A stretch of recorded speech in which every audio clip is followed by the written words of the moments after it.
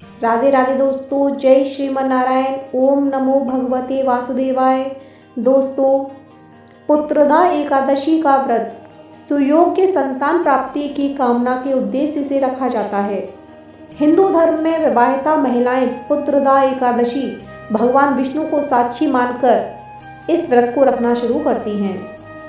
कोई भी व्रत होता है, पूजा के बाद उसकी कथा अवश्य करनी चाहिए।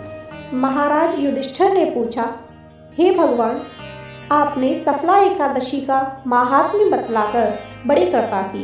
अब कृपा करके यह बतलाइए कि पौष शुक्ल एकादशी का क्या नाम है, उसकी विधि क्या है और उसमें कौन से देवता का पूजन किया जाता है। भक्त वत्सल भगवान श्री कृष्ण बोले, हे राजन, इस एकादशी का नाम पुत्रदा एकादशी है। इसमें भी नारायण भगवान की पूजा की जाती है। इस चर और अचर संसार में पुत्रदा एकादशी के व्रत के समान दूसरा कोई व्रत नहीं है। इसके पुण्य से मनुष्य तपस्वी, विद्वान और लक्ष्मीवान होता है। इसकी मैं एक कथा कहता हूँ, सो तुम ध्यान पूर्वक सुनो।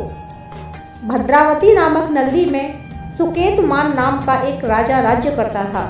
उसके कोई पुत्र नहीं था। उसकी स्त्री का नाम शैव्या था।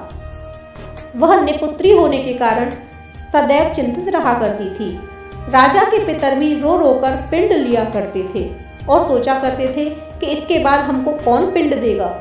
राजा को भाई, बांधव, धन, हाथी, घोड़े और राज्य, मंत्री, इन सब में से किसी से भी संतोष नहीं होता था। वह सदैव यही विचार करता था कि मेरे मरने के बाद मुझको कौन पिंडदान करेगा। बिना पुत्र के पितरों और देवताओं का ऋण मैं कैसे चुका सकूंगा। जिस घर में पुत्र न हो उस घर में सदैव अंधेरा ही रहता है। इसलिए पुत्र उत्पत्ति के लिए प्रयत्न करना चाहिए। जिस मनुष्य ने पुत्र का मुख देखा है वह धन्य है। उसको इस लोक में यश और परलोक में शांति मिलती है, अर्थात उनके दोनों लोक सुधर जाते हैं। पूर्व जन्म के कर्म से ही इस जन्म में पुत्र, धन आदि प्राप्त होते हैं। राजा इसी प्रकार रात दिन चिंता में लगा रहता था। एक समय तो राजा ने अपने शरीर को त्याग देने का निश्चय किया, परंतु आत्मघात को महान पाप समझकर उसने ऐसा नहीं किया। एक दिन राजा ऐसा ही विचार करता हुआ अपने घोड़े पर चढ़कर वन को चल दिया तथा पक्षियों और वृक्षों को देखने लगा।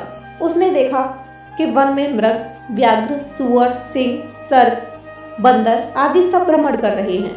हाथी अपने बच्चों और हथनियों के बीच घूम रहा है। इस वन में कहीं तो गीदड़ अपने कर्कश स्वर में बोल रहे हैं, कहीं उल्लू ध्वनि कर रहे हैं। वन के दृश्यों को देखकर राजा सोच विचार में लग गया। इसी प्रकार आधा दिन बीत गया। वह सोचने लगा कि मैंने कई यज्ञ किए, ब्राह्मणों को स्वादिष्ट भोजन से तृप्त किया, फिर भी मुझको दुख प्राप्त हुआ, क्यों? राजा प्यास के मारे अत्यंत दुखी हो गया और पानी की तलाश में इधर उधर फिरने लगा। थोड़ी दूरी पर राजा ने एक सरोवर देखा। उस सरोवर में कमल खिले थे तथा सारस, हंस, मगरमच्छ आदि विहार कर रहे थे। उस सरोवर के चारों तरफ मुनियों के आश्रम बने हुए थे। उसी समय राजा के दाहिने अंग फड़कने लगे। राजा शुभ शगुन समझकर घोड़े से उतरकर मुनियों को दंडवत प्रणाम करके बैठ गया। राजा को देखकर मुनियों ने कहा, हे राजन, हम तुमसे अत्यंत प्रसन्न हैं, तुम्हारी क्या इच्छा है तो कहो।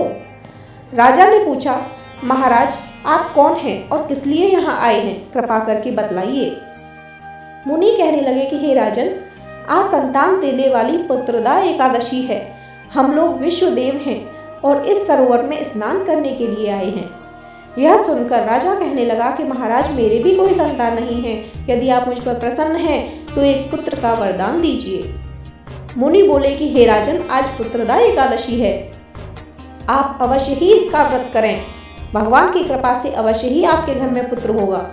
मुनि के वचनों को सुनकर राजा ने उसी दिन एकादशी का व्रत किया और द्वादशी को उसका पारण किया। इसके पश्चात मुनियों को प्रणाम करके महल में वापस आ गया। कुछ समय बीतने के बाद रानी ने गर्भ धारण किया और 9 महीने पश्चात उनके एक पुत्र उत्पन्न हुआ। वह राजकुमार अत्यंत शूरवीर, यशस्वी और प्रजापालक हुआ। श्री कृष्ण बोले, हे राजन, पुत्र की प्राप्ति के लिए पुत्रदा एकादशी का व्रत करना चाहिए। जो मनुष्य इस महात्म्य को पढ़ता या सुनता है उसे अंत में स्वर्ग की प्राप्ति होती है। बोलो जय श्रीमन नारायण। ओम नमो भगवते वासुदेवाय।